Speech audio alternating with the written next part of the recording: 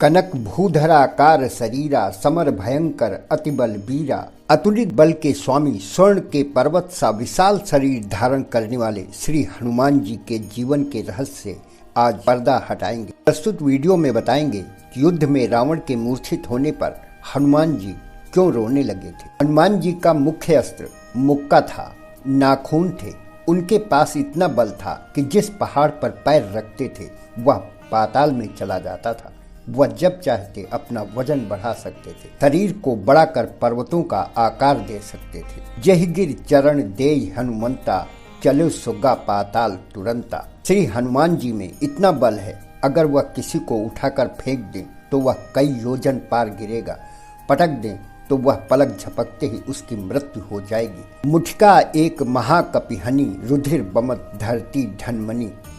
लंकिनी के रोकने पर हनुमान जी के एक मुक्का मारने पर खून की उल्टी करते हुए धरती पर गिर पड़ी। हनुमान जी का अस्त्र गदा है, पर गदा का वार कभी भी नहीं किया। वे बिना अस्त्र के ही इतने सक्षम हैं कि उनकी उंगली की एक पोर में 10 इंद्र की शक्तियां समाहित हैं। हनुमान जी के बल के संबंध में गोस्वामी तुलसीदास जी ने श्री रामचरितमानस में लिखा है कि मेघनाद और लक्ष्मण जी का युद्ध हो रहा था।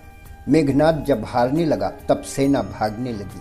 अपनी मृत्यु निकट समझकर वीर घातिनी सांगी का प्रयोग किया। तब लक्ष्मण जी मूर्छित हो गए। लक्ष्मण जी को बड़े बड़े योद्धा उठाकर लंका ले जाने का प्रयास करते हैं, स्वयं मेघनाद भी उनको नहीं उठा पाए। श्री हनुमान जी ने लक्ष्मण जी को उठाकर श्री राम जी के पास ले गए। सुखेन वैद्य को लाने श्री हनुमान जी गए। उनके मना करने पर वैद्य जी को उनके घर सहित उठा लाए। फिर बिना रुके औषधि लाने चल दिए। औषधि न पहचान पाने पर पर्वत को ही उखाड़ लिया। धरि लघु रूप गयौ हनुमंता, आन्हु भवन समेत तुरंता। देखा शैल न औषधि कीन्हा, सहसा कपि उपारि गिरि लीन्हा। हनुमान जी के बल को 2 कथाओं के माध्यम पर समझेंगे। एक बार की बात है, हनुमान जी श्री राम जी की आराधना में मग्न थे।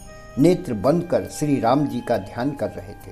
तभी सुग्रीव का भाई बाली हनुमान जी को ललकारने लगा। हनुमान जी को ब्रह्मा जी ने दर्शन देकर समझाया कि बाली से युद्ध करने के समय वे अपने बल का 10वां हिस्सा ही लेकर जाएं, बाकी सारा बल श्री राम जी के चरणों में रख कर जाएं। श्री हनुमान जी अपने बल का 10वां हिस्सा ही लेकर मल्ल युद्ध करने लगे। बाली को इस बात का घमंड था कि वरदान के परिणाम स्वरूप बाली से युद्ध करने वाले का आधा बल बाली को मिल जाता था और बाली उसे आसानी से हरा देता था। हनुमान जी का आधा बल पाकर बाली का शरीर फटने लगा, वह परेशान होने लगा। ब्रह्मा जी ने प्रकट होकर बाली को युद्ध से भागने का परामर्श देकर उसकी रक्षा की और मल्ल युद्ध समाप्त हुआ। दूसरी कथा के माध्यम से समझेंगे। महाभारत युद्ध के समय की बात है। इस युद्ध में अर्जुन का रथ कौरव पक्ष के वार से पीछे चला जाता था, जिस पर स्वयं नारायण भगवान श्री कृष्ण सारथी बनकर बैठे हुए थे। यह देख भगवान श्री कृष्ण ने अर्जुन से कहा, रथ पीछे न जाए, इसके लिए हनुमान जी को प्रसन्न करो, उन्हें रथ पर विराजमान होने की प्रार्थना करो। हनुमान जी ने अर्जुन की प्रार्थना को स्वीकार किया, लेकिन एक विचित्र शर्त रख दी। हनुमान जी ने कहा, मैं श्री राम जी की कथा सुने बिना नहीं रह सकता। युद्ध में कथा कौन सुनाएगा? तब भगवान श्री कृष्ण जी ने कहा, मैं तुम्हें कथा सुनाऊंगा। तब श्री हनुमान जी अर्जुन के रथ पर लगे ध्वज में विराजमान हुए। महाभारत में भगवान श्री कृष्ण ने गीता का उपदेश दिया। अर्जुन तो मात्र निमित्त थे। गीता के अलौकिक ज्ञान के मुख्य श्रोता श्री हनुमान जी थे।